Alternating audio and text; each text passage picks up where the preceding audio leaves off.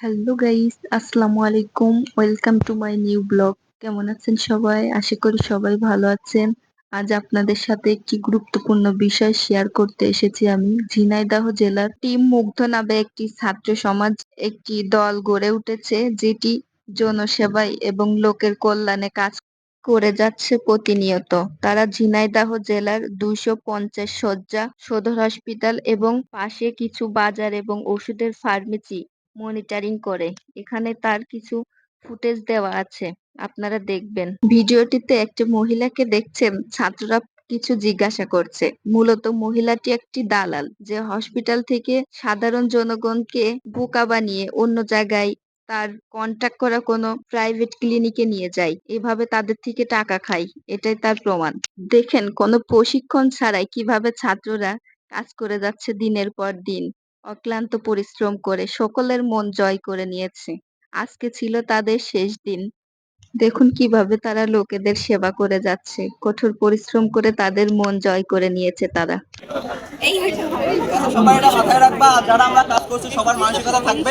আমাদের লোক ধরাইতে পারে না, ঠিক আছে? তাদের কিন্তু সোনারুম দিয়ে আমাদের ধরাইতে পারে না, বাইরে অনেক কিছু যারা ছিল তাদের কাছে আমরা ক্ষমা যাচ্ছি, কারণ আমরা ভিতরে অনেক সময় আমাদের অনেক অফিস থেকে ডাকবে। সেক্ষেত্রে আমাদের কিন্তু দেখাইতে হবে যে আমাদের পিছনে দুটো স্টুডেন্ট আছে, তো আমরা তো সবাইকে এভাবে নিয়ে যেতে পারি। রিসেন্টার একটা সংগঠন আছে, দেখবা কোনো একটা বাংলাদেশের কোনো একটা তোমার কোনো কর্মসূচি হইলে তাদের ডাক পড়ে যে আমার এতগুলো স্কাউট টিম দরকার, এতগুলো তোমার রেড ক্রিসেন্টের টিম দরকার। তো আমাদেরও সেম, যদি কোনো কোনো পৌরসভা থেকে বলে আমাদের 20 জন দরকার, তারপর হয়তো তোমাদের সচিব স্যার বলছিল আমাদের মধ্য থেকে 20 জন দাও, আমাদের দরকার। তো তখন আমরা যাদের লিস্ট আছে থেকে যারা আসছে তাদের ঠিক আছে, যাতে এক সময় আমাদের এই মুখ্য টিমটাও স্কাউট রেড ক্রিসেন্ট আছে না, এটাও কিন্তু একটা সংগঠনের একটা দল। তো এরকম ভাবে এগিয়ে যেতে পারে সবাই নিয়ে, এই চেষ্টাই আমরা করছি। আর তোমরা আমাদের সাথে থাকলে সেই চেষ্টা অব্যাহত থাকবে। আর আমরা একসময় আমাদের যে লক্ষ্য সেটার উন্নতির শিখরে আমরা পৌঁছাবো। এখানে তারা দেখেন কিছু বাজার, কিছু ওষুধের ফার্মেসি, কিছু সবজির দোকান মনিটরিং করে অনেক কিছু পেয়েছে, যেগুলো আপনারা ভিডিওতে দেখতে পাবেন। আমি কিছু বলবো না, আপনারা ভিডিওতে কথাগুলো শুনতে পাবেন। মেয়াদ উত্তীর্ণ ওষুধও আছে এখানে। বিশালের শুরুতে ম্যাচ চলে গেছে স্যার।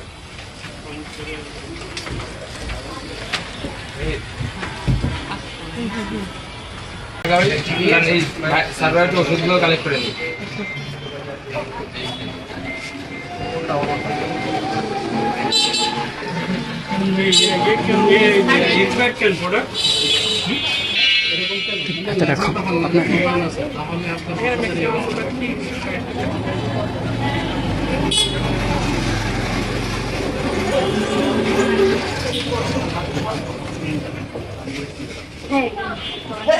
এত ওষুধ আপনার একবার, এত ওষুধ একবার আমি দুটো একটা ওষুধ পাবো। তারপর 23 সালে মেয়াদ, ওইগুলো তো এতদিন তো আমরা রাখবো। 23 সালে মেয়াদ আমরা 22 সালে রাখবো। 23 সালে 23 সালে মেয়াদ চলে গেল, সেগুলো আপনার এতদিন 24 সাল অলরেডি চলে যাচ্ছে। 23 সালে মেয়াদের ওষুধ লেগে যেতে যত জীবন বন্ধ 23 সালে মেয়াদ চলে গেছে, সেগুলো আপনার ভিতরে বুঝ করবে।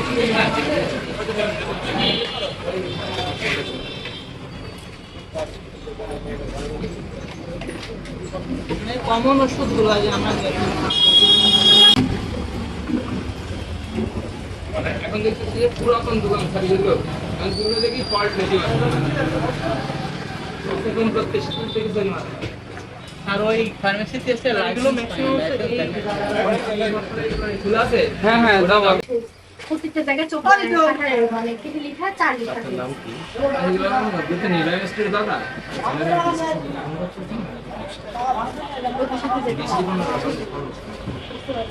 ওখানে আর কি আছে, এখন আমি কত করে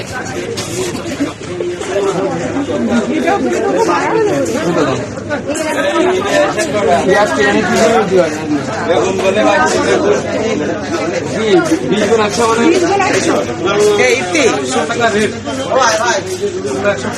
মানে আর একটা বিষয় খুবই ভালো লাগলো যে সকল ভাইয়া আপুরা খুবই মনোযোগ দিয়ে কাজগুলো করছে, আর সকল ভাইয়াগুলো আপুদের খুব রেসপেক্ট করছে, খুব সম্মান দিচ্ছে। তাদের কাজ দেখে মনে হচ্ছে তারা কোথাও থেকে কোনো প্রশিক্ষণ নিয়ে আসছে 2-1 মাসের। খুবই সুন্দর এবং দক্ষতার সাথে কাজ করছে।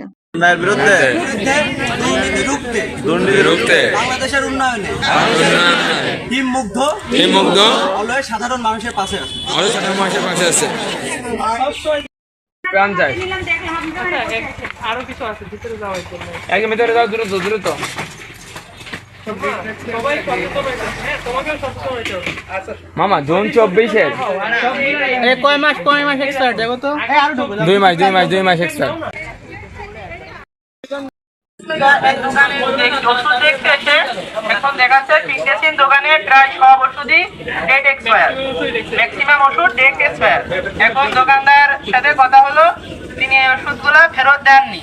এতে আইনত দণ্ডনীয় অপরাধ বলে আমরা মনে করছি। এখন এই পিকটেসিন ওষুধ আমরা সকল শিক্ষার্থী এই দোকানের ভিতরে ঢুকে এতগুলো ওষুধ মেয়াদহীন বা মেয়াদ উত্তীর্ণ ওষুধ পাওয়া গিয়েছে। এই ওষুধগুলো তো আমরা এবং আমার ভাই আব্বু আম্মু খাবে, আমরা কেন ভেজাল ওষুধ খেয়ে মৃত্যুর দিকে ঢলে পড়বো? এই সব প্রয়োজনীয় ওষুধ, লোসেকটিল, ইমোটিল, সব গ্যাসের ওষুধগুলোই জাল। এখন আমরা সাধারণ শিক্ষার্থীর পক্ষ থেকে সেনাবাহিনীকে কল দেওয়া হয়েছে, তারা আসবে, এসে তারা সিদ্ধান্ত নেবেন। এই হলে আমাদের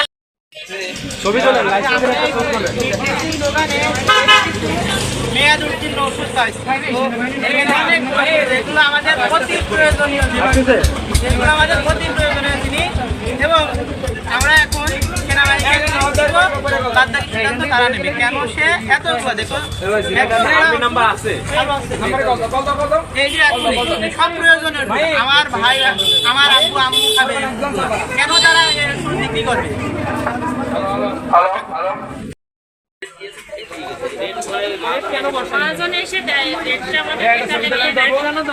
এই দোকানদারের ফোন দেয়, ভিতরে চলে যান, আপু যান, এই যান সবাই ভিতরে যান, দেখুন মানে এই নাই মানে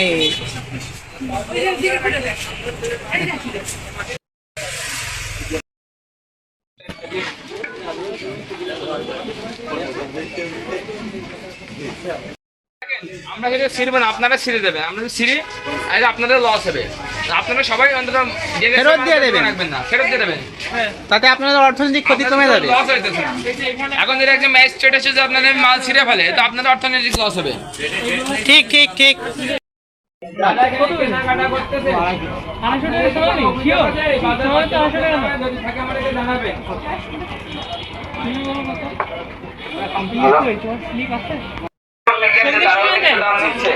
আপনারা সেটা আমাদেরকে জানাবেন, আমরা সেই অনুযায়ী ব্যবস্থা নেব। ওকে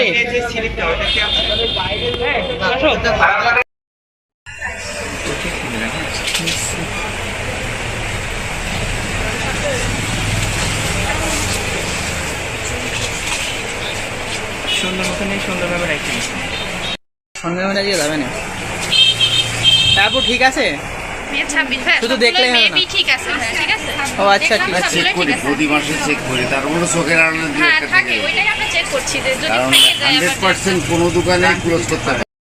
সর্বশেষ ভিডিওটি কেমন লাগলো এবং তাদের কর্মসূচি কেমন লাগলো অবশ্যই কমেন্ট করে জানাবেন।